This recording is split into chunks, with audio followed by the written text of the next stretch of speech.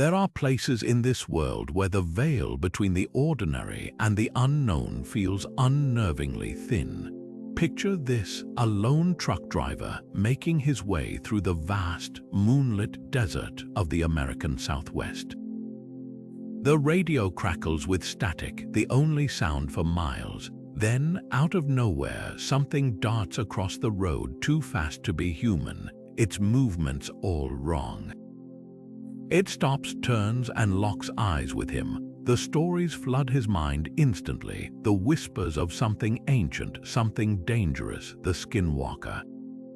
This isn't just a ghost story. It's a living, breathing legend rooted in the deep traditions of the Navajo people, a culture with a mythology as rich and untamed as the land itself. For centuries, the Navajo have spoken of the Yi-Noldlushi, the ones who walk on all fours. These aren't just monsters, they're something far more unsettling. Skinwalkers are said to be witches, humans who have twisted their gifts to gain forbidden power, shape-shifting into animals, moving unseen, and instilling paralyzing fear. But what makes these legends so enduring? Why do they send chills down spines from reservation campfires to modern-day paranormal forums? The answer lies in something deeper than fear. It's the collision of the supernatural with the deeply human, the struggle between good and evil, power and corruption. Today, we're stepping into that shadowy world, unraveling the mysteries of Skinwalker lore straight from the heart of Navajo tradition. We'll explore bone-chilling encounters, the rituals said to summon these beings, and the cultural significance that keeps these stories alive. But be warned, this isn't just about tales around a fire.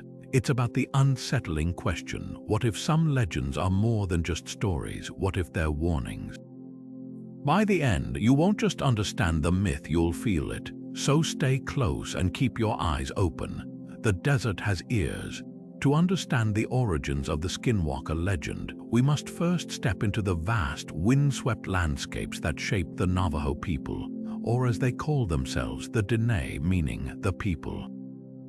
Their story begins long ago in a world of movement and deep spiritual connection. According to Navajo tradition, the Dene journeyed through multiple underworlds before emerging into the present world, guided by sacred beings and the teachings of the holy people. This migration wasn't just physical, it was a spiritual odyssey, weaving their identity into the very fabric of the land they would come to call home. When they settled in the American Southwest, the Dene developed a way of life inseparable from the rugged beauty of the desert, canyons, and mesas. Their spirituality revolved around harmony hajo, a concept balancing beauty, balance, and order in all things. The land wasn't just a backdrop, it was alive, filled with spirits, stories, and unseen forces. Every mountain, river, and animal held meaning, and violating that balance could bring dire consequences. This belief system wasn't just folklore, it was a way of navigating a world where the sacred and the everyday were deeply intertwined. But where do Skinwalkers fit into this? In a culture that revered balance, the idea of someone wielding power for harm was the ultimate betrayal. Skinwalkers, or Yi-Noldlushi, were said to be witches who had twisted sacred rituals for personal gain, breaking the natural order. By using dark magic, they could shed their humanity, taking the form of wolves, coyotes, or other animals to stalk the night. These weren't just boogeymen, they represented the frightening reality of corruption, the consequences of turning away from hajo. The stories served as warnings. Power misused could unravel the very balance that held the world together. The harshness of the desert may have shaped the Dene's resilience, but it also fed their caution. In a land where survival depended on respecting unseen forces, the Skinwalker became the embodiment of taboo, a reminder that some lines should never be crossed. Even today, many Navajo treat these tales with solemn gravity, rarely speaking of them openly for fear of attracting unwanted attention. Because in the end, the legend isn't just about monsters, it's about the choices we make and the shadows that linger when we betray what's sacred. The Yi-Noldlushi, the Navajo Skinwalker, isn't just a monster. It's a violation of everything sacred. Imagine someone with the knowledge of ancient ceremonies, someone who was once entrusted with the spiritual wisdom of their people, but chose to twist that gift into something unnatural. These beings are said to be witches who have crossed the most forbidden lines, gaining the power to wear the skins of animals and take their forms, a wolf with human eyes, a crow that moves wrong, a coyote that stands too tall. They don't just imitate these creatures, they become them, slipping through the night with a hunger that goes beyond mere violence. In Navajo culture, speaking of skinwalkers openly is itself considered dangerous. Some elders refuse to say the name aloud, referring to them only indirectly, as if the words might summon attention. This taboo isn't superstition, it's a survival instinct. The Dene believe these beings are drawn to fear, to curiosity, to the energy of those who fixate on them. To discuss them carelessly is to invite their gaze, like whispering into the dark and waiting for something to whisper back. Their powers stretch far beyond shape-shifting. Stories tell of skinwalkers controlling minds, cursing families, even running faster than any living creature should. Some say they can steal faces, mimicking loved ones to get close enough to harm. Others claim they curse victims with sickness just by looking at them, but perhaps the most chilling detail, they were once human. That's what makes them so unsettling. They aren't some distant, unknowable evil.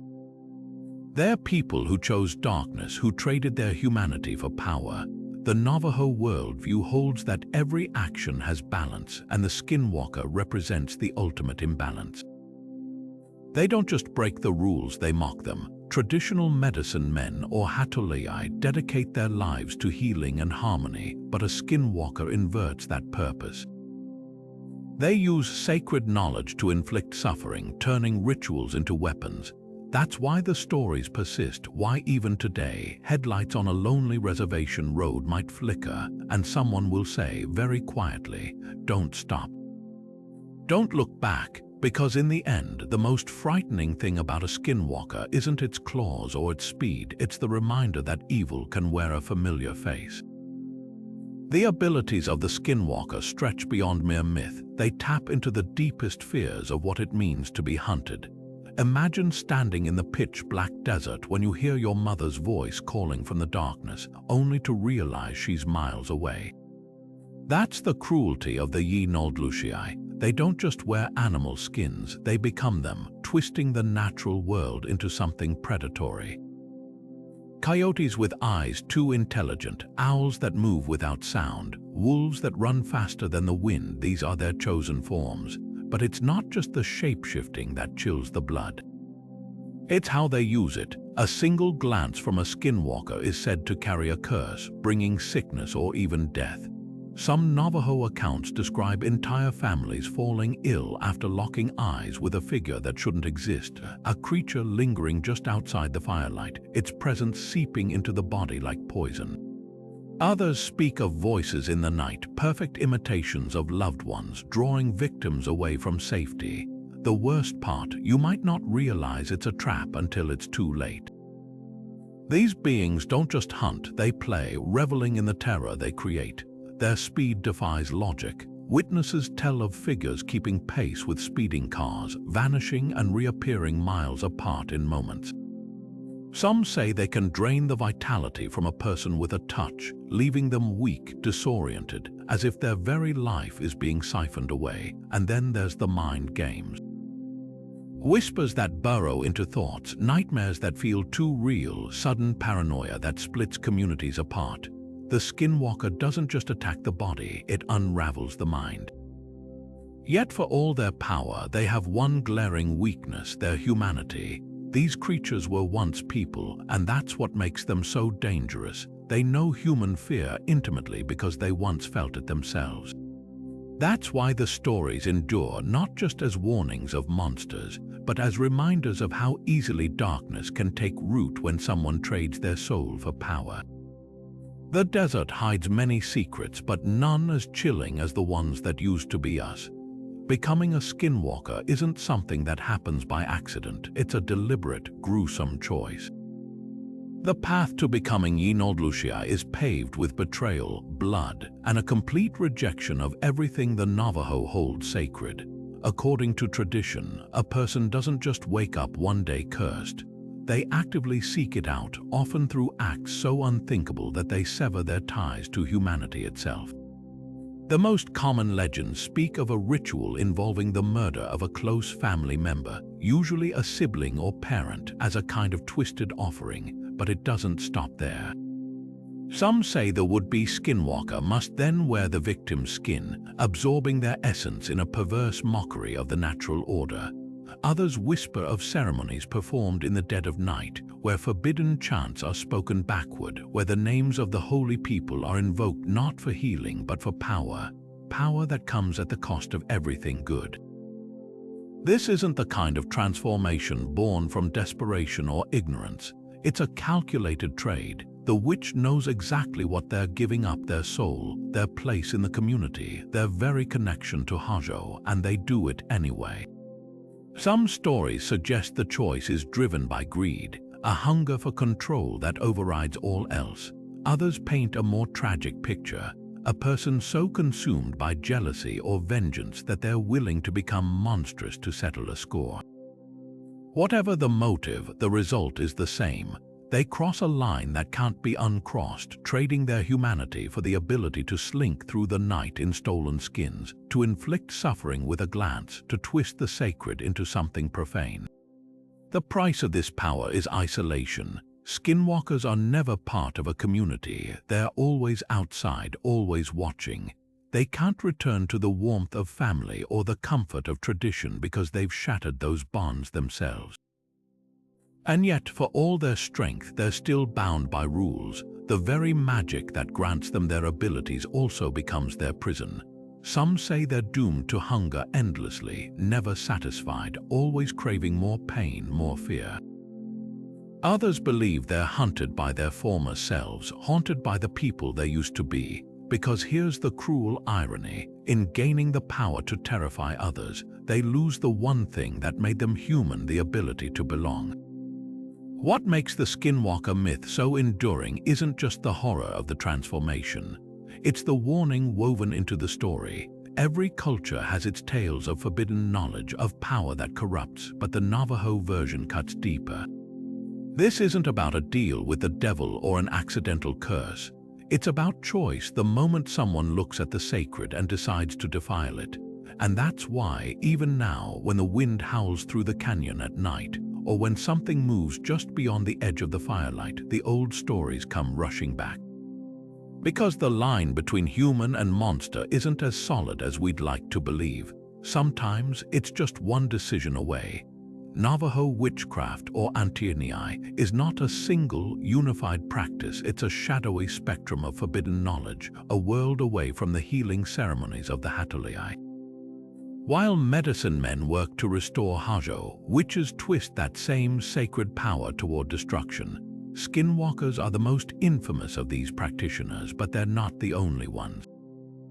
The term Antiernii covers a range of malevolent acts, from casting curses to manipulating the dead, each carrying its own weight of terror in Navajo society.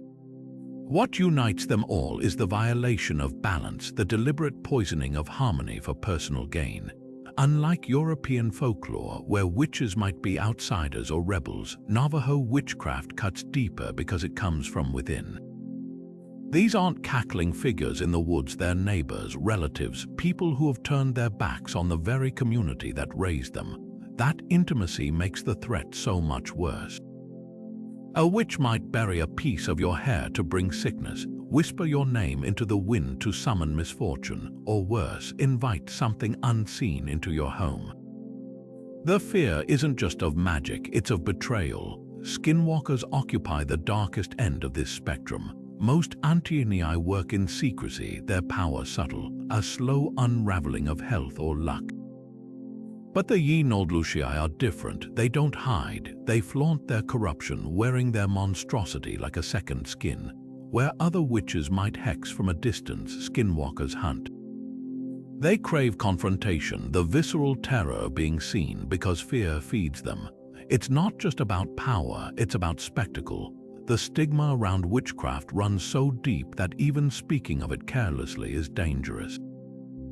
Traditional Navajo families might avoid discussing the dead by name, fearing it draws their attention. Witchcraft, that's worse. Mentioning it invites scrutiny, not just from people, but from the very forces you're naming. Some elders refuse to utter the word antieni outright, referring to it indirectly, as if the syllables themselves carry weight. This isn't superstition. It's a cultural reflex forged over generations, a recognition that some knowledge is better left untouched. What makes skinwalkers uniquely terrifying isn't just their abilities, it's what they represent. They're the ultimate perversion of the Diné way of life. In a culture built on harmony, they thrive on chaos. Where medicine men use rituals to heal, skinwalkers use them to break. They're living proof of what happens when sacred trust is shattered, when someone trades their humanity for the kind of power that leaves scars on the world. That's why, even now, when the desert goes quiet at night, the old warnings echo. Don't whistle after dark, don't answer voices in the wind, and whatever you do, don't say their name. The skinwalker isn't alone in the world of shapeshifters, but what sets it apart isn't just its appearance, it's the weight of its story. Take the European werewolf, for example. Both creatures wear animal skins, both hunt in the night, but the similarities end there. Werewolves are often victims cursed by bites or doomed by bloodlines, their transformations involuntary. The skinwalker, though, it's a predator by choice. This isn't a curse, it's a career. Where the werewolf howls in anguish, the skinwalker moves in silence, its power born from knowledge, from the deliberate corruption of sacred rites. That's what makes it so chilling. It's not a monster that was made, but one that chose to be. Then there's the Wendigo of Algonquian lore, another figure wrapped in hunger and winter. Like the skinwalker, it blurs the line between human and monster, but their motives couldn't be more different. The Wendigo is a force of starvation, a manifestation of desperate survival that twists its victims into gaunt, insatiable horrors. The skinwalker, on the other hand, isn't driven by need, it's fueled by something darker, ambition. It doesn't consume to survive, it harms to dominate. The Wendigo is a warning against cannibalism and greed, but the skinwalker warns against something even more intimate, the betrayal of trust, the weaponization of tradition. European witches offer another contrast. While both wield supernatural power, the skinwalker's abilities are deeply tied to the land and the spiritual fabric of Navajo culture. European witches might fly on brooms or cast spells in cauldrons, but the Yi-Noldlushiai's magic is visceral, rooted in the physical world. Their transformations aren't illusions, they're violent acts of will, the shedding of humanity like an old coat. And unlike witches who might gather in covens, skinwalkers are almost always solitary, their power a lonely burden that cuts them off from the very people they once knew. Even within Native American traditions, the skinwalker stands apart.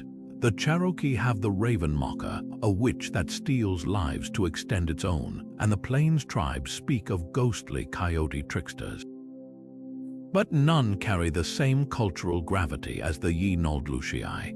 In Navajo belief, the skinwalker isn't just a supernatural threat, it's a spiritual one. They're not merely breaking laws, they're breaking covenants, violating the sacred bond between the people and the land. That's why the stories persist with such intensity. This isn't folklore for entertainment, it's a living lesson in consequences, a reminder that some choices can't be undone. What truly sets the skinwalker apart is its intimacy. Other shapeshifters might lurk in forests or stalk remote villages, but the Yi-Noldlushiai thrives in familiarity. It knows your name, it might have once sat at your fire. That's the horror that lingers, not the claws or the speed, but the realization that the thing staring back at you from the darkness wasn't born a monster. It became one, and that's a fear no other legend captures quite the same way. In the face of something as terrifying as a skinwalker, the Navajo people didn't just surrender to fear. They developed defenses honed over generations to protect what matters most. These aren't just superstitions, they're survival strategies born from a deep understanding of the spiritual world, one of the most powerful shields. Turquoise to the Dene, this stone isn't just beautiful, it's alive with protective energy. Worn as jewelry or placed above doorways, it acts as a barrier, repelling dark forces. Some say a skinwalker's gaze will slide right off it, unable to latch onto its target, but turquoise alone isn't enough. Sacred herbs like cedar and sage play a crucial role. Burning cedar purifies the air, driving out negative energy, while sage smudging cleanses a person or space, creating a kind of spiritual firewall. These practices aren't done casually, they're rituals performed with intention, because the Dene know that half measures won't hold against something as relentless as a Yi Noldlushai. Prayer is another weapon, not just any words, but the ancient rhythmic songs passed down through medicine men. The Hatoliai's prayers are said to weave a protective net around those in danger, their words calling on the holy people to stand guard. Some families keep small pouches of corn pollen, a sacred substance, to sprinkle around homes or cars as a ward. Even the act of avoidance holds power. Many Navajo refuse to speak the name Skinwalker aloud, referring to them indirectly as the ones who walk on all fours, or simply that which must not be named. This isn't fear-mongering, it's tactical silence. The belief runs deep that speaking their name is like shining a beacon in the dark, an invitation. Then there's the power of salt. Scattered across thresholds or carried in pockets, it's believed to create a boundary evil can't cross. Iron, too, plays a role. Nails or tools placed near entry points act as deterrents, their presence disrupting the unnatural. These methods might seem scattered, but they share a common thread: respect. The Navajo don't fight darkness with darkness, they counter it with balance, using the land's own gifts to restore Hajo. But perhaps the most profound protection lies in community. Skinwalkers thrive in isolation, preying on those who stray too far from the group. Staying close to family, especially at night, isn't just practical, it's spiritual armor. Shared stories, laughter, the presence of loved ones, these things fortify against the creeping dread of the unseen. Because in the end, the best defense against a monster that feeds on fear isn't just rituals or stones. It's the unshakable reminder that you're not alone. One of the most haunting accounts comes from a Navajo family living near Monument Valley in the late 1990s. Night after night, they heard something scraping against the walls of their home. Not the wind, not an animal, but something deliberate. Then came the footsteps on the roof, heavy and slow, as if whatever was up there was taking its time. The father, a former Marine, stepped outside with a rifle, only to see a towering figure crouched on the edge of the roof, its limbs too long, its eyes reflecting the moonlight with an unnatural glow. When he fired, the thing didn't flinch, it just stared. The next morning they found tracks around the house, not paw prints, not human footprints, but something in between. The family moved within the week. Then there's the story of a group of Navajo rodeo riders driving back to the reservation after dark. Their headlights caught a man standing in the middle of the road, his face obscured by shadows. As they slowed down, he dropped to all fours and sprinted toward the truck, not like a person crawling, but like an animal, his movements too fluid, too fast. He kept pace with the vehicle as they accelerated, his hands slamming against the windows until one rider pulled out a pouch of sacred corn pollen and began to pray. Only then did the thing fall back, vanishing into the night. For weeks after, the men reported nightmares, a lingering sense of being watched, and an overwhelming dread every time the sun went down. A more recent encounter comes from a Bureau of Indian Affairs officer stationed in Arizona. Investigating reports of livestock mutilations, he found a dead horse in a remote canyon, its ribs splayed open, the organs removed with surgical precision. No blood, no tracks, just the overwhelming scent of something burnt hanging in the air. That night, patrolling the area, his radio erupted with static before a voice whispered his name, a voice he recognized as his grandfather's who had been dead for 10 years. When he turned the car around, the headlights illuminated a figure standing in the road, its mouth stretched too wide, its skin glistening like it was wet. The officer slammed the gas pedal, but the thing matched his speed, running alongside the car before suddenly veering off into the darkness. He quit the job the next morning. These aren't ghost stories told for thrills, they're lived experiences with real consequences. Witnesses often report physical symptoms, unexplained bruises, sudden fevers, a metallic taste in their mouths that lingers for days. The psychological toll runs deeper. Many describe a crushing weight of paranoia, the inability to trust their own senses, or recurring dreams where something watches them from just outside their field of vision. Some seek help from medicine men, undergoing costly ceremonies to cleanse the spiritual residue left by these encounters. Others never speak of it again, burying the memory like a secret too dangerous to share. The common thread in these stories isn't just fear, it's violation. Skinwalkers don't just attack, they invade. They twist the familiar, a voice, a silhouette, the safety of home, into something grotesque.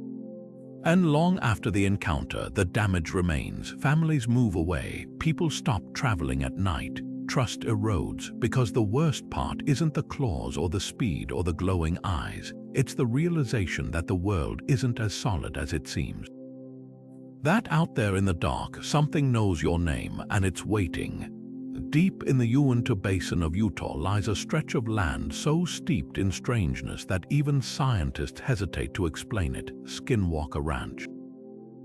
This 500-acre property has become ground zero for the unexplained, where the lines between Navajo Skinwalker lore, UFO encounters, and pure paranormal chaos blur beyond recognition. The ranch's modern notoriety began in the 1990s when the Sherman family bought the property, only to flee within months after a relentless onslaught of phenomena.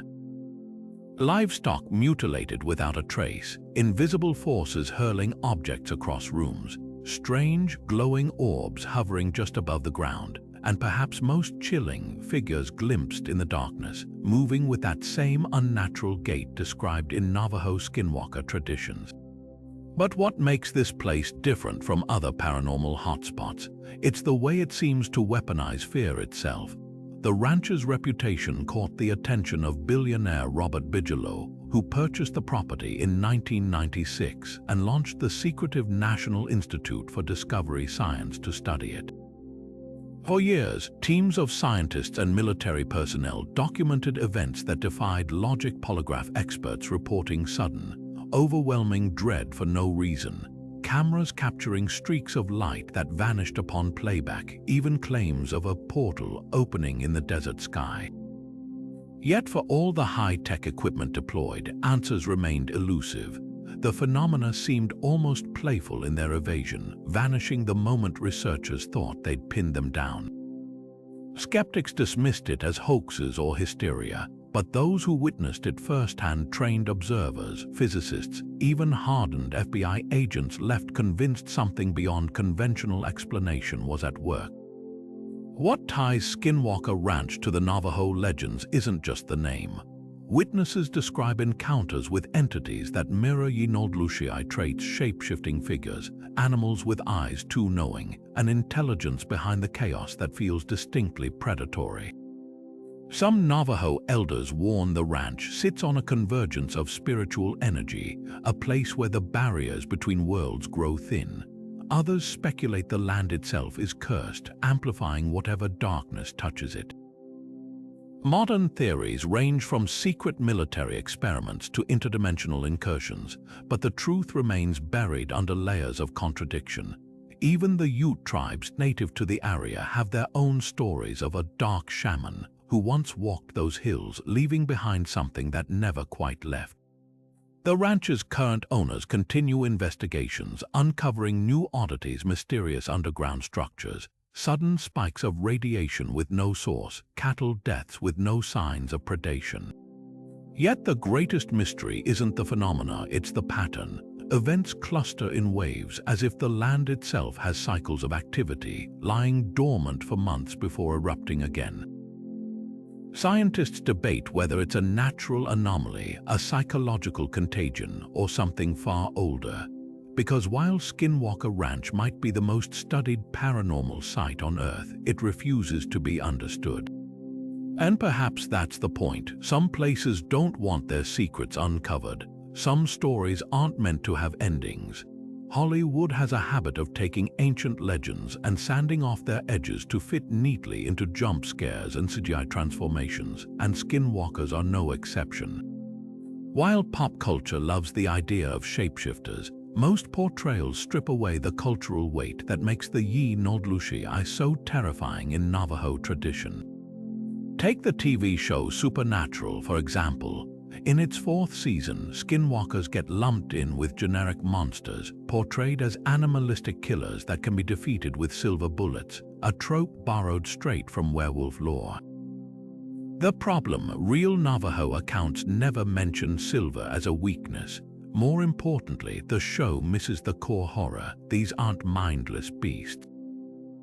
They're former humans who chose monstrosity, wielding sacred knowledge as a weapon.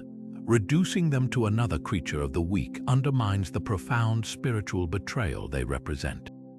Video games often fare no better. Titles like The Secret World and Hunt Showdown turn skinwalkers into cannon fodder, boss fights with creepy designs but zero connection to their cultural roots. The most glaring omission, the absence of Hojo, the balance their existence violates. When games reduce them to snarling enemies with health bars, they erase the moral gravity behind the myth. Even Red Dead Redemption 2, praised for its historical detail, stumbles by placing a Skinwalker Ranch in the bayou, a setting completely divorced from the Southwest's spiritual landscape. It's not just inaccuracy, it's a missed opportunity to explore something deeper than a shootable target. Literature sometimes comes closer to the mark. Tony Hillerman's mystery novels set in Navajo country treat skinwalkers with more nuance, weaving them into stories about corruption and greed. Yet even these fall short by framing them as mere villains rather than tragic figures, people who sold their souls for power and now haunt the edges of society. Modern horror writers like Rebecca Roanhorse get closer, blending traditional beliefs with fresh narratives, but mainstream depictions still favor flash over substance.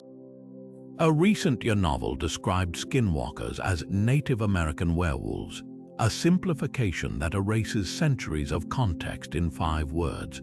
The bigger issue isn't just creative license, it's the ripple effect of misrepresentation.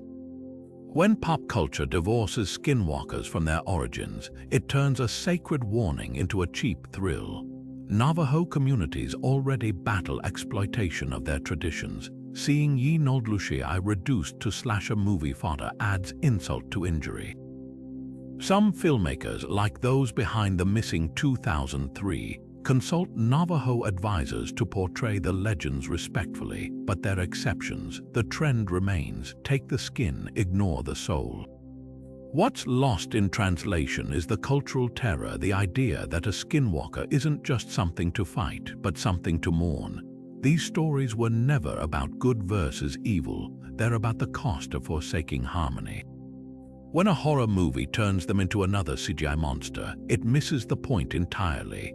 The real fear isn't claws or fangs, it's the moment you recognize the thing hunting you was once someone who sat at your fire. And that's a horror no special effect can replicate. The Navajo people don't consider skinwalker stories entertainment. They're part of a living tradition, woven into the fabric of their identity and spirituality.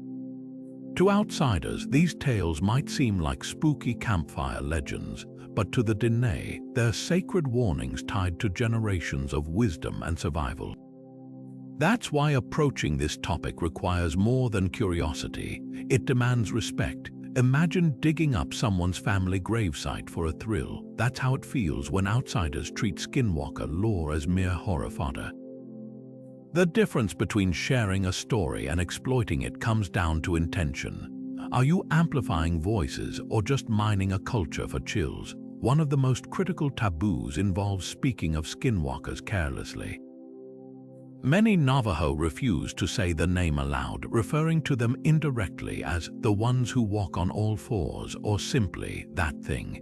This isn't superstition, it's a protective practice born from the belief that words have power.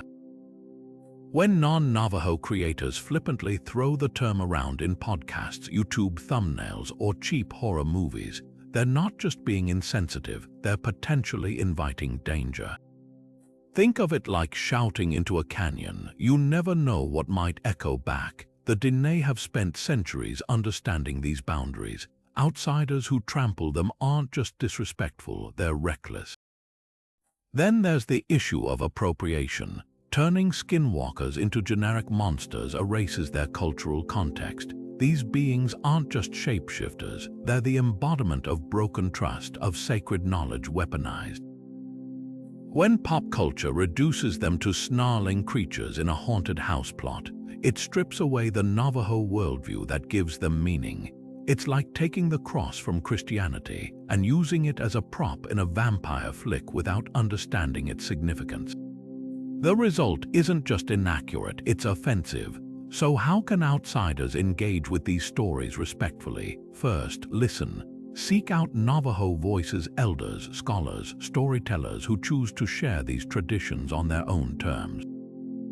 Books like The Navajo Witch Purge by Clyde Cluckhone or films like The Missing, which consulted Navajo advisors, show it's possible to explore the topic with depth and dignity. Second, recognize that some knowledge isn't meant for public consumption. The Diné have guarded certain ceremonies and stories for a reason. Not everything is ours to take.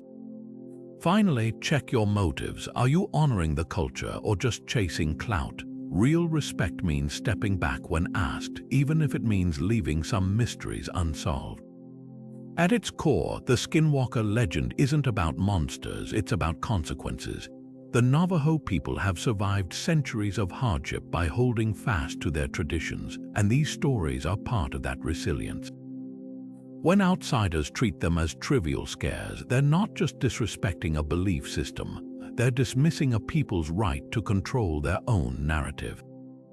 The desert keeps its secrets for a reason. Some doors once opened can't be closed, and some stories lose their power when told by the wrong voices. There's a reason skinwalker stories cling to the imagination long after the campfire burns out. They tap into something primal in the human psyche. Fear of the unknown is wired into us, an ancient survival mechanism that flares up when we encounter the inexplicable. The desert at night, with its vast emptiness and eerie silence, becomes the perfect canvas for our minds to project these fears.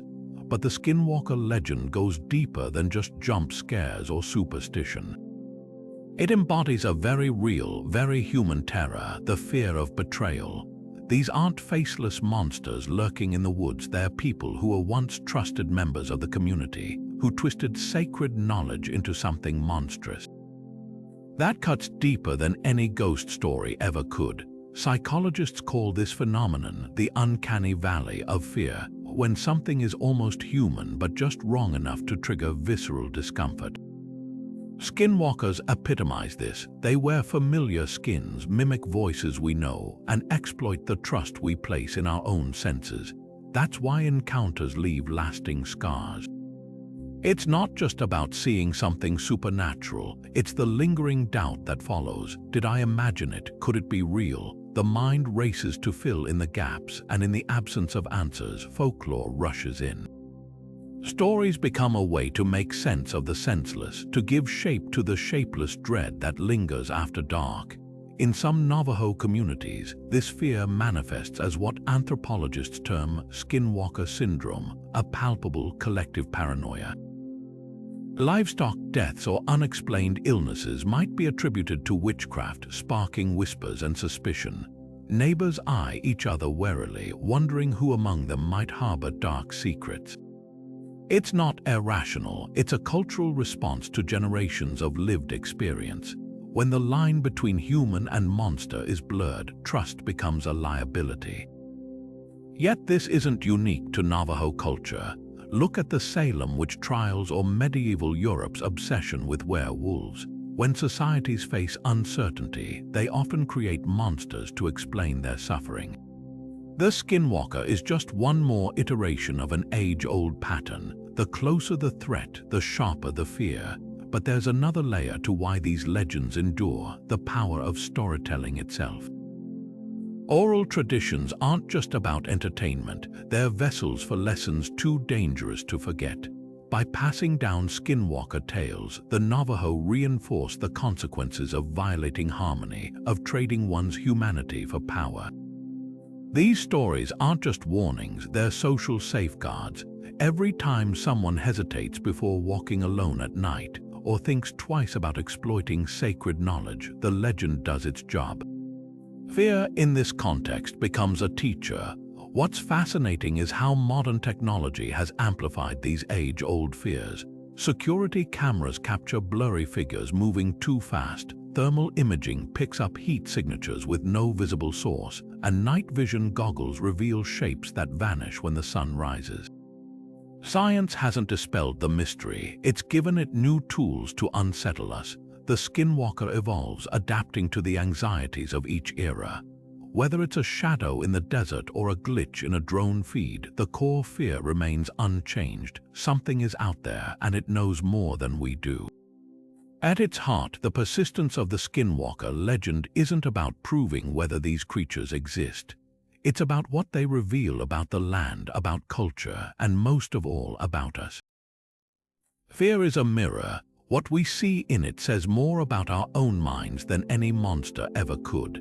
Livestock mutilations across Navajo land have long been dismissed by outsiders as coyote attacks or rancher superstitions until you see the bodies up close. Cows and sheep found with organs removed in perfect, bloodless excisions. Eyes, tongues, and reproductive systems gone without a single track in the dirt around them. The stench of something burned lingers in the air, but no signs of fire. These aren't the ragged, messy kills of natural predators, they're precise, surgical. And according to Navajo elders, they bear the unmistakable signature of the Yi-no-dushiai. The phenomenon isn't new. Ranchers tell of finding animals with their ribs splayed open like some macabre dissection. The heart or liver vanished without a drop of blood spilled. One family near Tuba City woke to find a yearling sheep suspended 10 feet up in a juniper tree, its belly split open with geometric precision, no claw marks. No disturbed branches, just the quiet, creeping realization that whatever did this didn't climb. It's these details that defy conventional explanations. A pack of wolves might leave teeth marks, but they don't use tools. Birds of prey don't extract organs with what looks like laser accuracy. Even human rustlers wouldn't risk leaving such grotesque calling cards behind.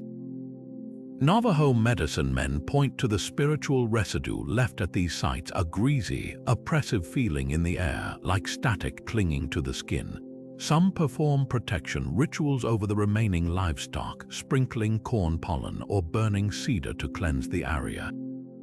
The mutilations aren't just about feeding, they say. They're about power. Skinwalkers are believed to harvest body parts for use in dark ceremonies, weaving stolen vitality into curses.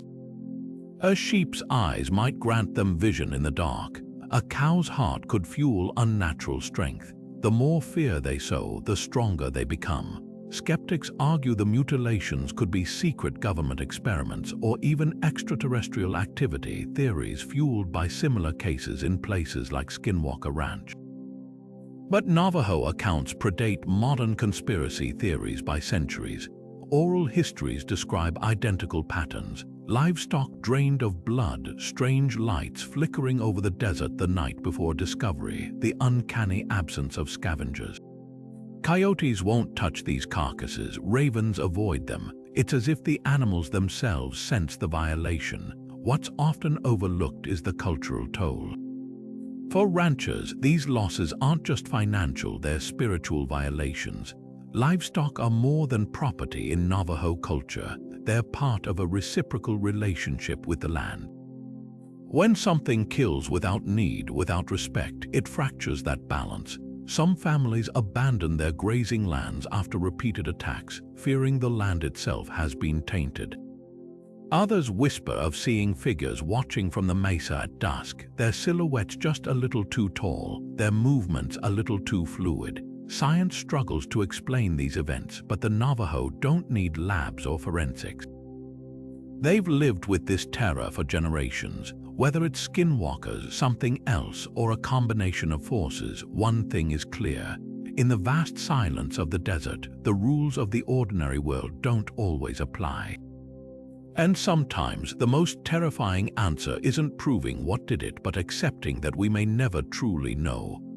In Navajo spirituality, the line between healing and harm is razor thin. And nowhere is that balance more evident than in the stark contrast between the Hatolai and the Skinwalker. Both wield sacred knowledge, both walk between worlds, but their paths couldn't be more opposed. The Hatolai, or medicine men, dedicate their lives to restoring Hajo, the harmony that binds the physical and spiritual realms. Their ceremonies, like the night chant or the enemy way, are intricate tapestries of prayer, song, and ritual designed to mend what's broken. When a Hatolai chants over a patient, they're not just reciting words, they're calling upon the holy people to intercede, weaving a bridge between the human and the divine. Every gesture, every verse is a thread in that connection, a reaffirmation of balance. Now imagine that same power turned inside out. Where the Hatolai builds, the Skinwalker dismantles.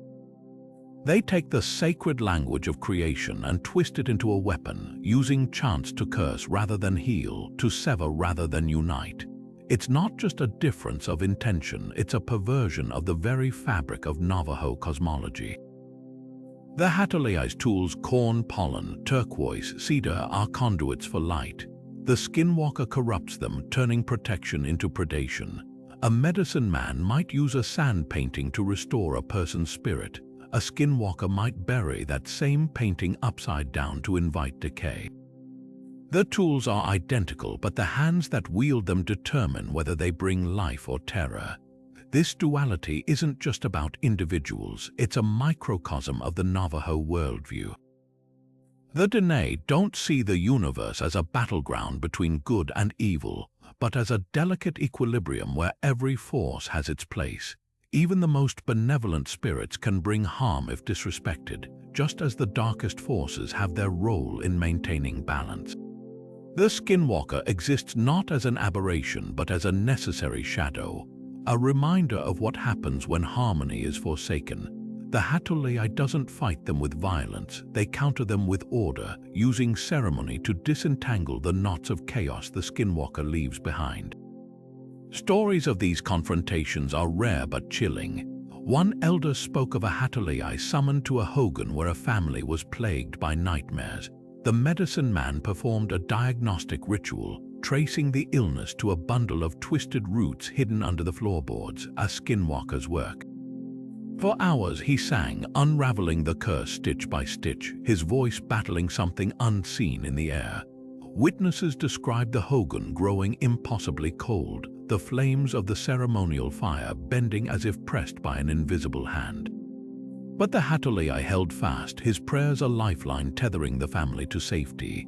By dawn, the oppression lifted. No grand battle, no flashy exorcism, just the quiet, relentless reassertion of Hajo.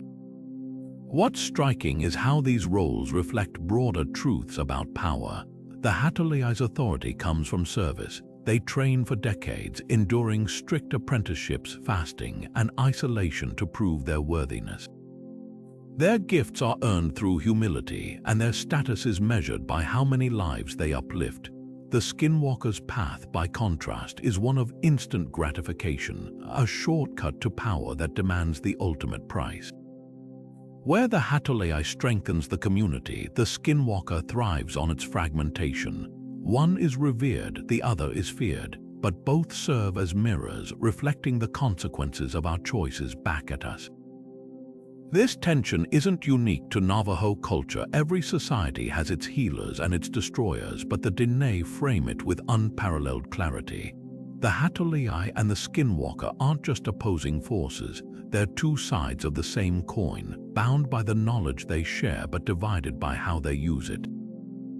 And in that division lies the lesson: true power isn't about dominance, it's about stewardship. The next time you hear the wind howl through the canyon, remember, it carries both the Hatolii's song and the Skinwalker's whisper.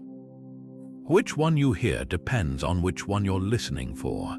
In the hush of night, when the mind drifts beyond the waking world, the Skinwalker doesn't always need physical form to strike. Among the Navajo, dreams aren't just fleeting stories, they're a realm where spirits walk, and few visitors are as unwelcome as the Yi-Nodlushii. To dream of a Skinwalker isn't dismissed as a nightmare, it's often seen as a warning, a spiritual intrusion demanding immediate attention. Picture this: you're standing in a familiar place, maybe your family's hogan or the arroyo behind your house, when the air grows heavy and a figure emerges from the shadows. Its movements are jerky, its face shifting between human and animal, and though you try to run, your legs won't obey. When you wake, your body aches as if you've truly been hunted. That's when the elders nod gravely. They've found you, they might say. Now we must act. Traditional interpretations of these dreams vary, but the common thread is danger. Some believe a Skinwalker's appearance in dreams signals an impending physical encounter, as if the creature is scouting its prey. Others interpret it as a psychic attack, a deliberate assault on the dreamer's spiritual defenses, leaving them vulnerable to illness or misfortune. There's also a darker possibility. The dream isn't just a visitation but a marker. Like a predator claiming territory, the Skinwalker might be signaling that the dreamer has caught its attention, that their energy, their fear, has become a target. The Navajo response to such dreams is anything but passive.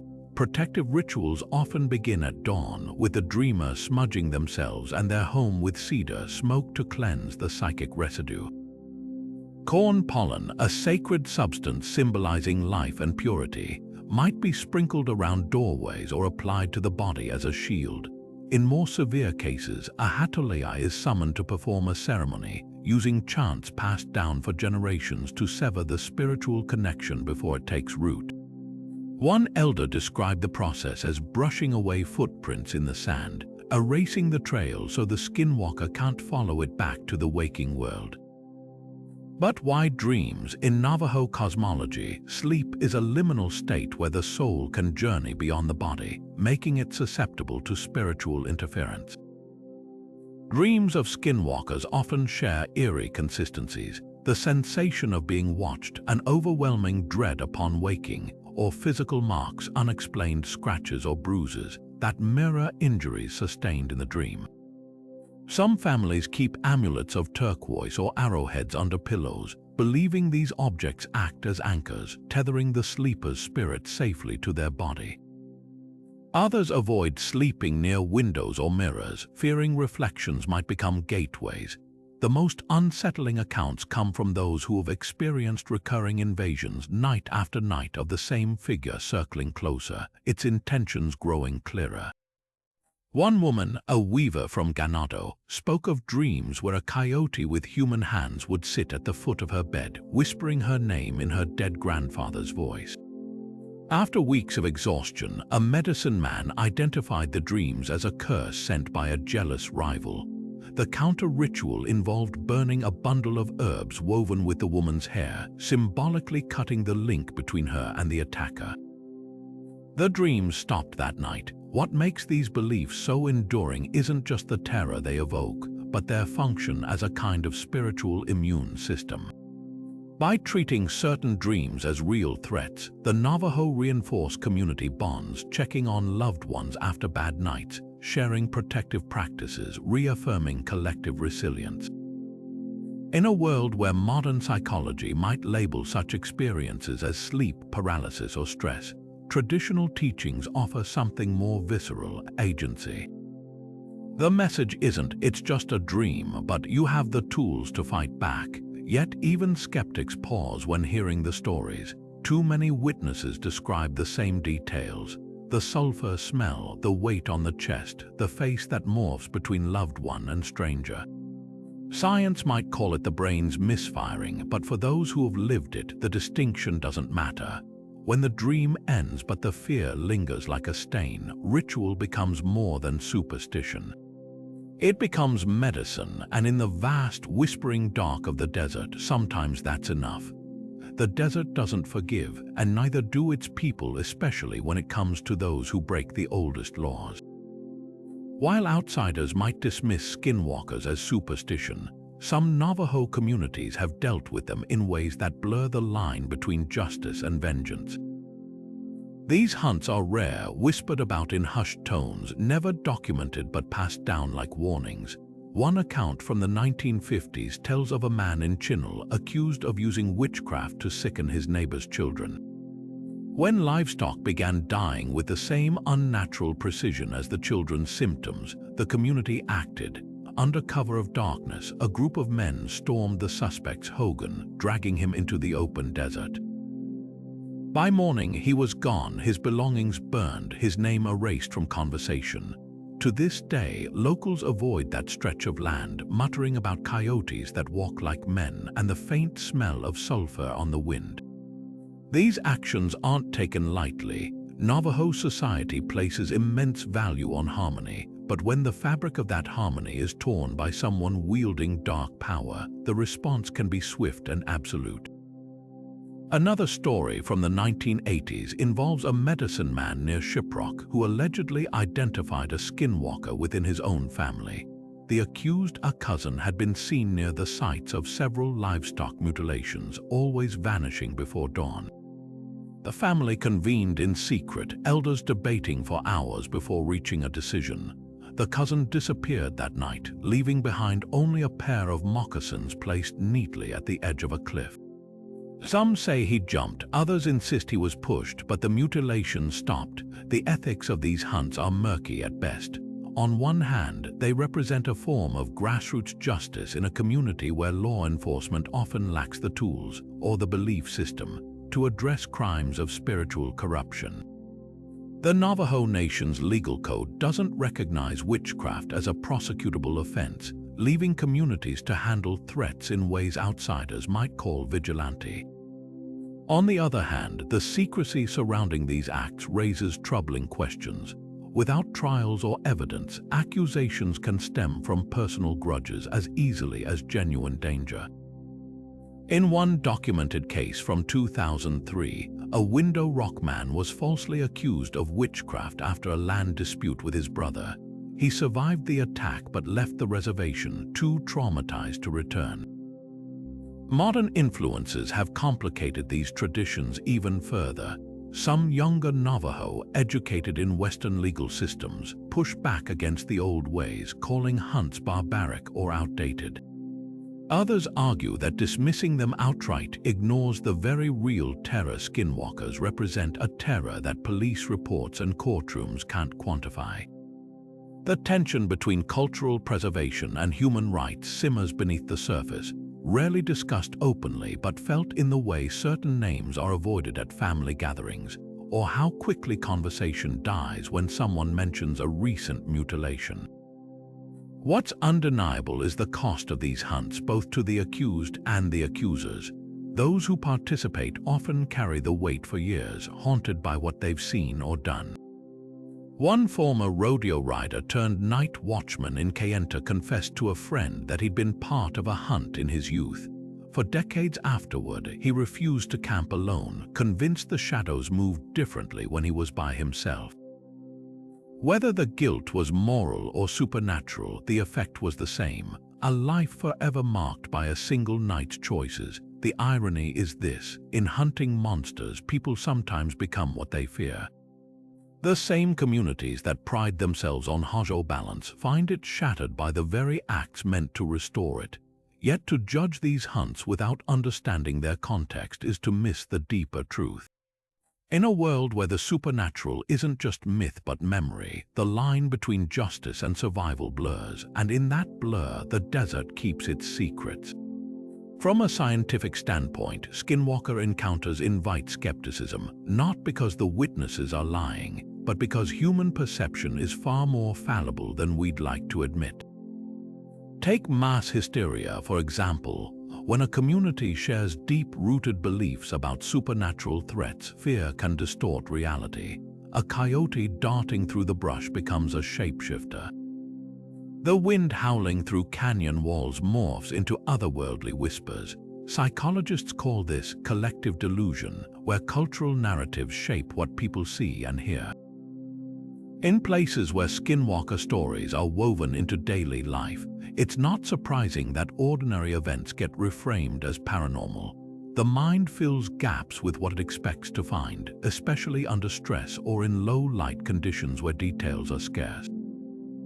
Then there's the role of misidentification. The American Southwest teems with wildlife that behaves in ways urban observers might find unsettling.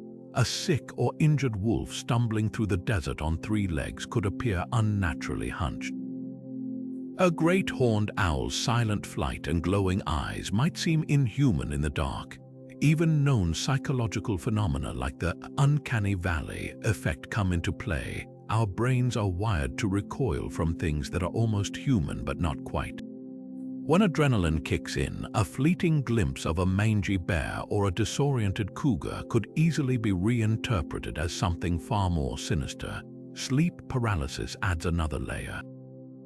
Many so-called skinwalker encounters happen at night, with witnesses describing a crushing weight on their chests, shadowy figures at the edge of vision, and an overwhelming sense of dread, all hallmarks of this well-documented condition.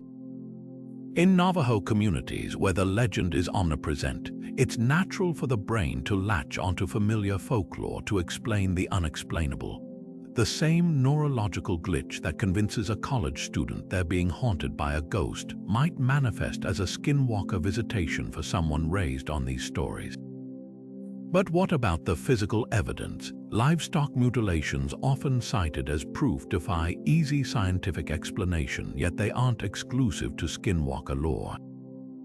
Similar cases occur worldwide, often attributed to scavengers, rapid decomposition, or even secret government testing. The precision cuts carnivores target soft tissue first, and blowfly larvae can create eerily clean holes as they feed. As for the lack of blood, desert heat and arthropod activity can drain a carcass faster than most people realize. Even the absence of tracks has rational explanations. Wind erases paw prints within hours in sandy terrain, and predators like coyotes are adept at stepping lightly. The stickier question is whether science can ever fully explain these encounters. Neurology and zoology account for many details, but they falter when faced with the consistency of certain reports, multiple witnesses describing the same unnatural movements, or families with no prior paranormal interest experiencing identical phenomena. Some researchers propose infrasound, low-frequency vibrations inaudible to humans that can induce nausea, dread, and even hallucinations. Others point to geomagnetic anomalies in places like Skinwalker Ranch, where strange mineral deposits or underground water might distort perception. Yet for all these theories, there's an uncomfortable gap between what science can prove and what survivors insist they've experienced. The Navajo perspective offers something lab tests can't quantify: the idea that some forces operate outside Western frameworks of logic. Maybe the truth lies somewhere in between, not dismissing encounters as mere delusion, but acknowledging that human consciousness and the natural world hold mysteries we're only beginning to understand. After all, the desert doesn't owe us easy answers, and sometimes the most scientific response is admitting we don't know. To understand the place of skinwalkers in Navajo belief, we must first step into their world. A world where the spiritual isn't separate from the physical, where every rock, tree, and gust of wind holds meaning. The Dene don't see the universe as a collection of random events, but as a carefully woven tapestry of visible and invisible forces. At the heart of this cosmology is the concept of Hajo harmony, a delicate equilibrium that must be maintained through ritual, respect, and balance. Skinwalkers exist as the ultimate disruptors of this order, but they're not alone in the Navajo spirit world. they share the shadows with other entities, each playing a distinct role in the tribe's understanding of life, death, and what lies beyond. Among the most feared of these spirits are the Chindi, the lingering essence of the dead. Unlike Western ghosts, which might haunt places or seek closure, Chindi are considered dangerous residues of a person's negative energy, the parts of the soul that couldn't transition peacefully to the afterlife. When someone dies, the Navajo performs strict rituals to ensure the Chindi doesn't linger, avoiding the deceased's name and even destroying their belongings to sever ties. If neglected, a Chindi might attach itself to the living, bringing sickness or misfortune. But here's where the distinction matters. While a Chindi is an involuntary remnant, a skinwalker is a conscious predator. One is a shadow, the other is a hunter. Then there are the Y-acute ejective IITSOH, or giant spirits, towering figures from Navajo mythology who once walked the earth. These beings, often depicted in sacred sand paintings, represent primordial forces, sometimes benevolent, sometimes destructive. Unlike skinwalkers who operate in secrecy, the Y-acute ejective IITSOH are part of the tribe's creation stories, their power acknowledged and respected. The difference lies in purpose. Where the Y-acute ejective IITSOH embody natural forces, skinwalkers pervert them. It's the difference between a storm that nourishes the land and one that destroys it, both powerful, but only one violates the natural order. The afterlife in Navajo tradition isn't a single destination but a complex journey. The spirit splits into multiple parts, one returning to the earth, another ascending to join ancestral spirits, and if proper rites aren't observed, that dangerous remnant the Chindi left behind. Skinwalkers twist this sacred process. Some legends suggest they can trap or manipulate Chindi, using them as weapons to curse enemies. Others claim skinwalkers themselves are tethered to this world by their own corrupted spirits, unable to move on because of the choices they've made. In this way, they become spiritual paradoxes, neither fully alive nor dead, forever trapped in the in-between. What truly sets skinwalkers apart is their agency. Most spirits in Navajo lore operate by set rules. Chindi linger due to neglect, Y-acute ejective IITSOH act according to their nature, but skinwalkers choose. They're not bound by cosmic balance, they break it deliberately.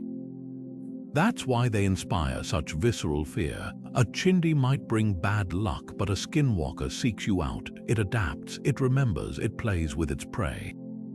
This malevolent intelligence makes them unique in Navajo cosmology. They're not just another spirit to be wary of, but active adversaries in the spiritual landscape.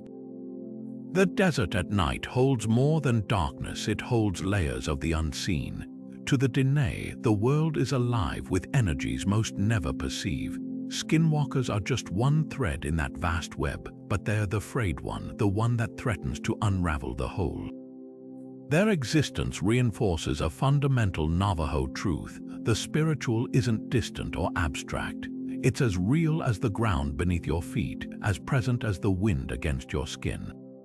And sometimes, if the stories are true, it's standing right behind you. Skinwalker stories aren't just campfire tales, they're the living pulse of Navajo identity, a cultural compass etched in fear and morality. Every whispered account of the Yi-Noldlushii serves a dual purpose, preserving tradition while reinforcing the consequences of breaking sacred laws. Imagine growing up in a world where bedtime stories aren't just entertainment, but lessons in survival. A grandmother's warning about whistling at night or a father's stern reminder not to stray too far from the hogan isn't superstition, it's education.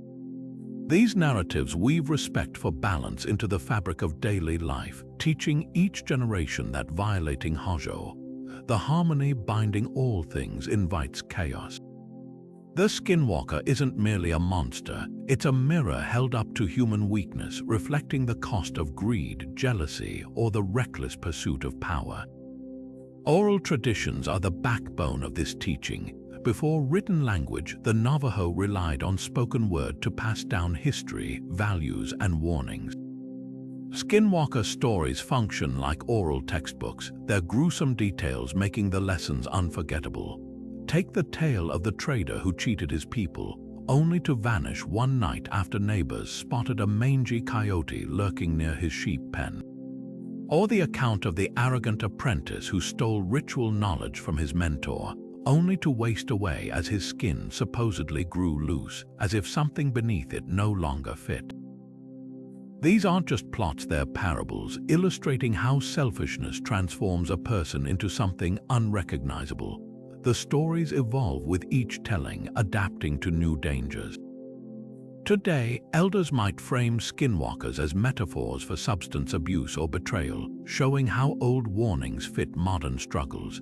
But these legends do more than scare, they unify. Sharing skinwalker experiences reinforces community bonds, creating a collective memory that defines what it means to be Dene. When a family discusses strange prints around their livestock or a sudden illness with no medical cause, they're participating in a tradition that stretches back centuries. This shared language of caution fosters vigilance, a cultural immune system against threats both physical and spiritual. Even the act of avoiding skinwalker talk in public spaces becomes a silent ritual, a way to reaffirm respect for the unseen. Outsiders might see this as fear, but for the Navajo, it's a form of reverence, an acknowledgement that some forces demand humility. The stories also guard cultural boundaries. In a world where native traditions are often appropriated or diluted, skinwalker lore remains fiercely protected. Few Navajo will discuss certain details with outsiders, not out of secrecy, but from a deep understanding that these narratives lose their power, or worse, invite harm when stripped of context. This protectiveness isn't exclusivity, it's preservation. By keeping the stories within the community, the Navajo ensure their teachings retain the gravity they deserve. A Hollywood horror movie might reduce skinwalkers to special effects, but on the reservation they're a reminder: power without responsibility corrupts, and some knowledge isn't meant to be taken lightly. What makes these legends endure isn't just their horror, but their humanity.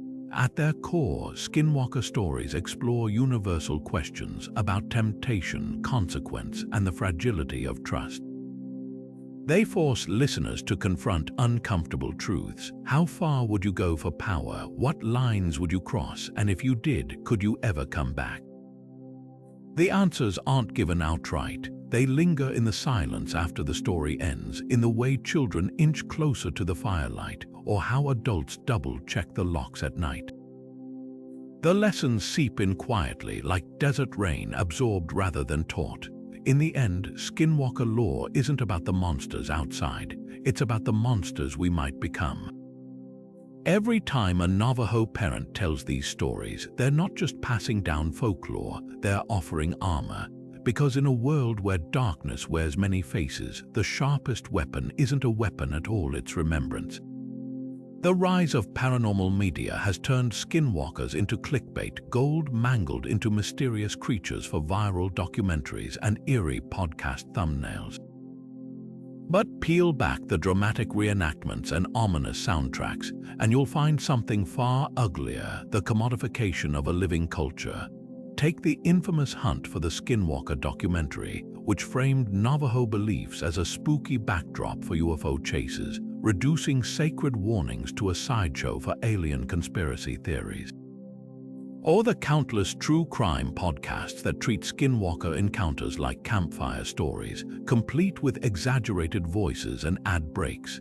These portrayals share a common thread. They're not about understanding the Dene worldview, they're about mining it for chills. The harm goes deeper than misrepresentation. When media reduces skinwalkers to generic boogeymen, it erases the cultural context that gives these stories weight. Navajo elders don't share these tales lightly. They're cautionary narratives about spiritual responsibility, not fodder for jump scares. Yet documentaries often splice interviews with medicine men alongside grainy evidence of shadow figures, implying their traditions are just ghost hunting tools. One particularly egregious TV special superimposed Navajo chants over paranormal activity footage, stripping sacred sounds into a horror soundtrack. The message is clear: the culture matters less than the spectacle. Then there's the ethical void of investigative teams trampling sacred lands without permission. In 2019, a viral YouTube series filmed near Monument Valley at night, despite tribal requests to avoid the area after sundown. The crew later bragged about feeling watched, as if their trespassing was a thrilling plot twist. It's not just disrespectful, it's dangerous. Navajo communities have long warned that dabbling in skinwalker lore invites real harm, yet outsiders treat reservations like haunted theme parks, chasing clout without consequences. Even well-intentioned creators often miss the mark. A popular paranormal podcast recently devoted an episode to skinwalkers, framing it as cultural appreciation while still sensationalizing the scariest details. They interviewed a Navajo scholar but edited her warnings about cultural sensitivity into bite-sized gaps between dramatic reenactments. It's a familiar pattern: sprinkle in a token voice of authority, then drown it in spooky ambience. The result: listeners walk away thinking they've learned something when all they've consumed is trauma repackaged as entertainment. The ripple effects are tangible. Search Skinwalker online and you'll find forums where enthusiasts trade tips on how to summon one, or worse, mock Navajo customs as primitive superstitions. This isn't harmless fun, it's the erosion of a people's right to control their own stories. Imagine your most sacred beliefs becoming a meme, a costume, a punchline. That's the reality for many Diné who watch their heritage flattened into a trope while outsiders profit from the distortion, yet there's a glimmer of hope. Some creators are pushing back. Navajo filmmakers like Black Horse Low weave skinwalker lore into narratives that honor their roots, while podcasts like Through the Veil collaborate with elders to share stories on their own terms. These works prove you can explore the unknown without exploitation, that mystery doesn't require disrespect.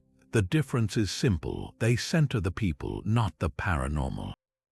Because the truth is, skinwalker stories don't need embellishment to terrify.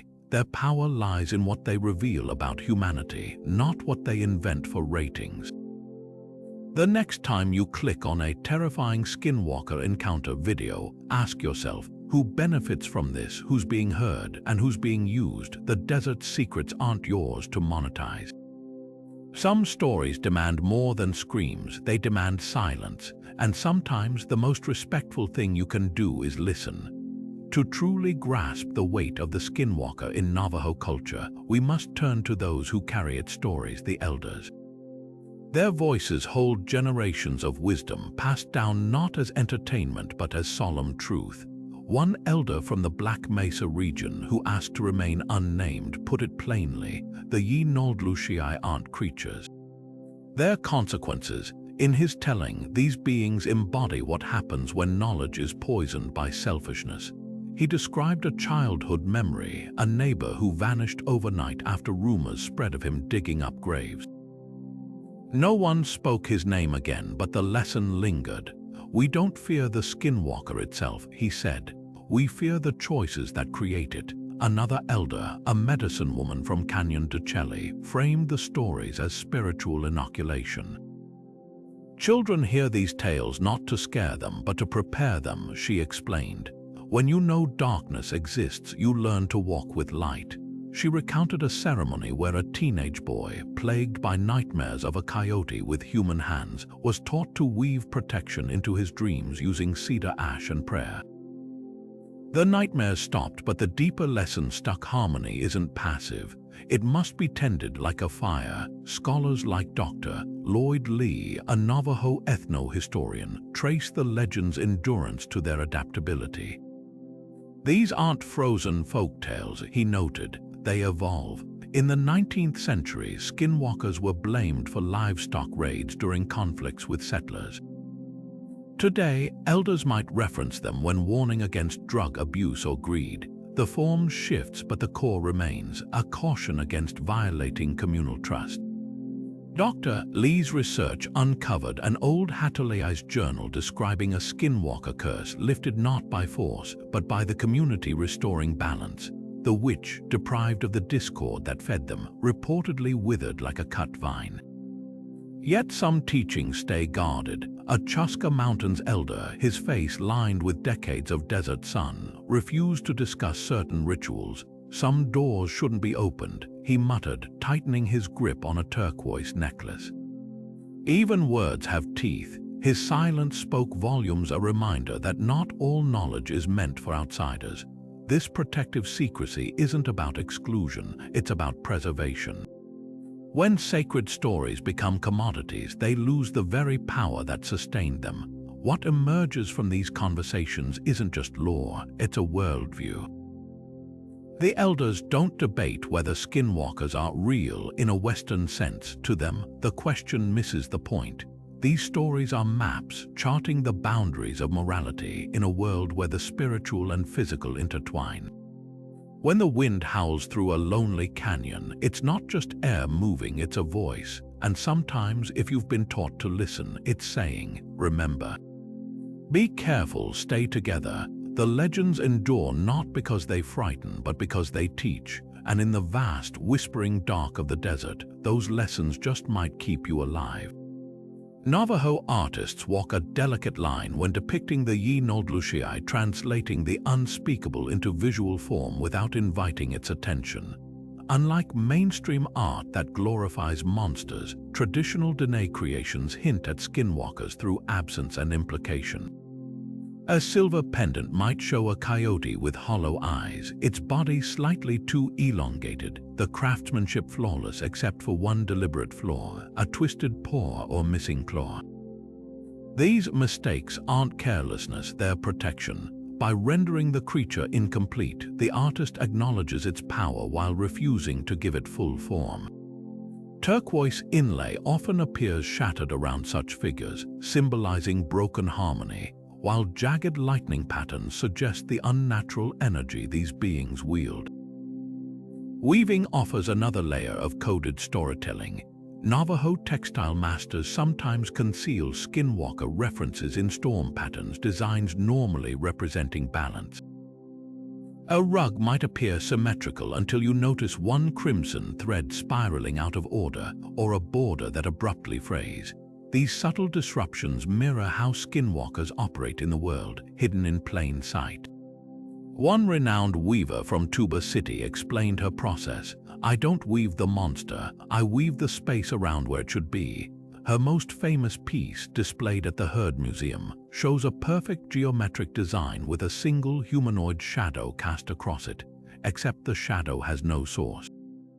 Petroglyphs carved centuries ago tell a similar story. Near Canyon de Chelly, ancient rock art depicts hunters pursuing animals, but one figure stands apart, its limbs contorted, its face half human, half beast. Modern Dene guides point to it with sticks rather than fingers, wary of direct contact. Unlike vibrant depictions of holy people or creation stories, skinwalker petroglyphs are often shallow, as if the carver hesitated to give them depth.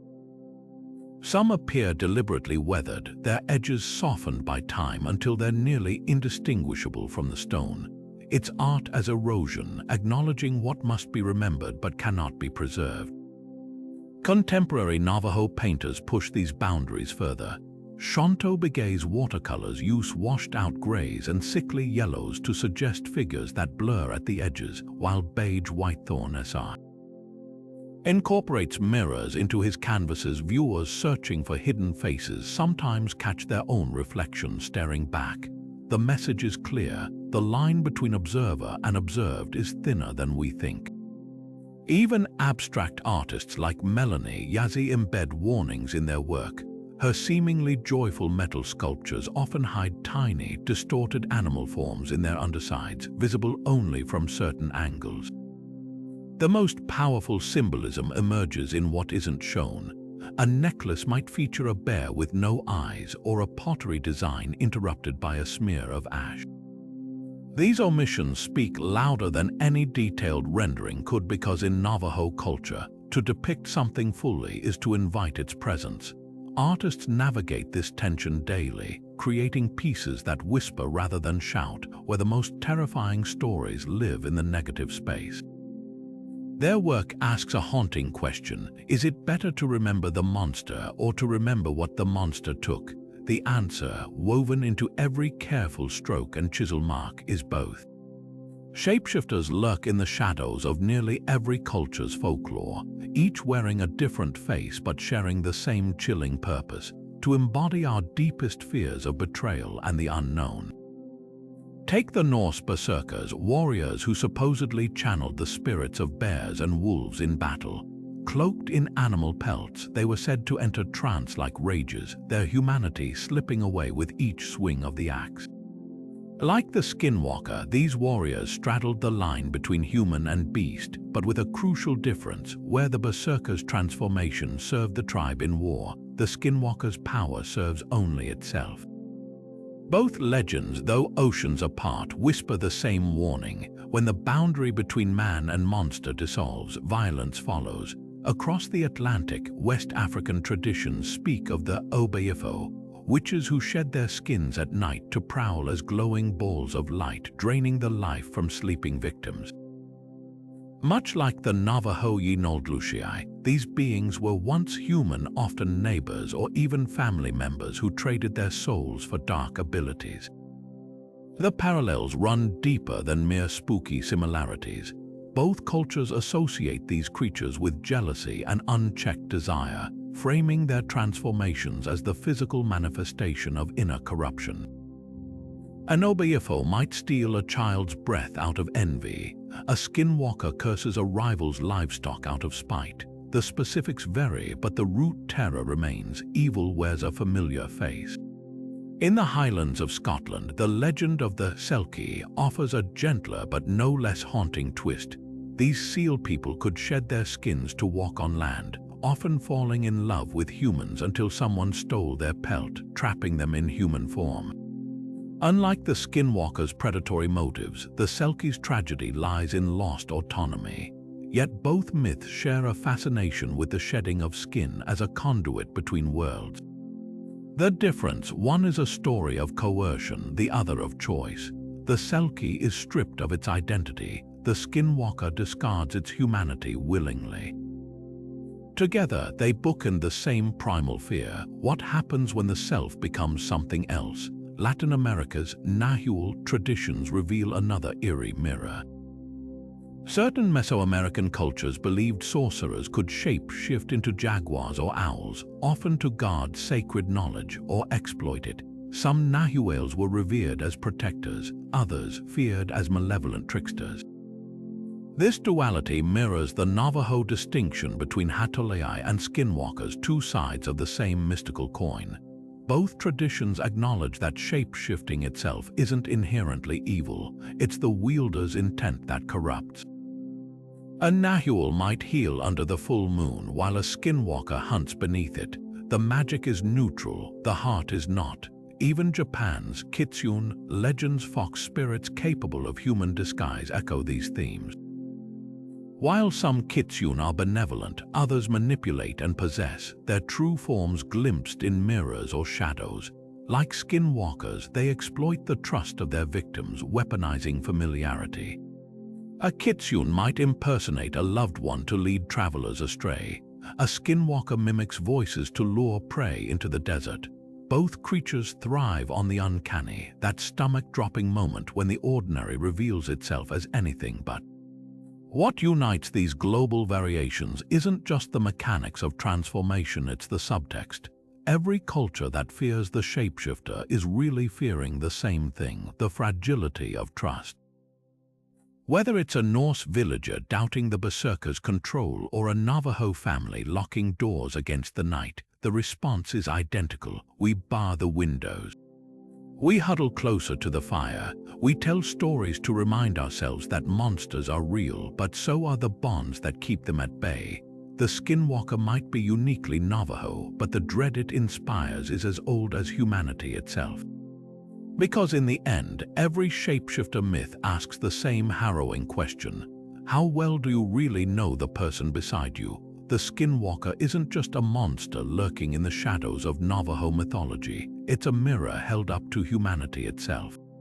Across centuries, this legend has endured not because of its claws or shape-shifting tricks, but because it forces us to confront the darkest questions about power, betrayal, and the cost of forsaking what's sacred.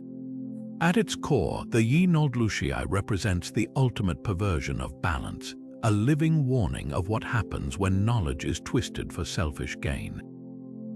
But its legacy stretches far beyond campfire scares. These stories are the threads that weave together Navajo identity, teaching each generation the boundaries of respect, the weight of tradition, and the unshakable truth. Some lines were never meant to be crossed.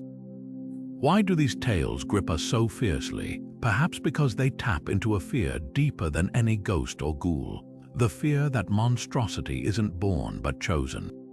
The Skinwalker's power lies in its familiarity. It wasn't spat from the void. It was once someone who laughed at family gatherings, who tended sheep, who knew the old songs. That's the real horror, not the creature in the dark, but the realization that darkness can grow in anyone. It's a theme that echoes through global folklore, from European werewolves to African witch legends, but the Navajo version cuts closer to the bone. Here, the monster isn't an outsider. It's the neighbor who stopped smiling, the uncle who vanished one night, the friend who coveted what wasn't theirs. Yet for all its terror, the Skinwalker serves a vital purpose. It's the spiritual guardrail on a treacherous road, the whispered reminder that actions have consequences far beyond the physical. In a world where modern life often severs us from such ancestral warnings, these stories reclaim something primal, a compass pointing back to reverence, to community, to the understanding that some things are too powerful to be played with. The Navajo don't share these tales lightly, and that gravity demands our respect. Too often, indigenous traditions are mined for mystery while their cultural roots are ignored, turned into cheap thrills for audiences who will never grasp their true weight. So as the fire dims and the night stretches on, consider this. Legends like the Skinwalker endure because they're more than stories. They're lived experiences etched into the land and the people who have survived it. They ask us not just to believe, but to listen, to approach the unknown with humility rather than exploitation. The next time you hear a coyote's cry or feel the prickling sense of being watched, ask yourself not just what might be out there, but why the story still matters. And most importantly, would you dare to speak its name?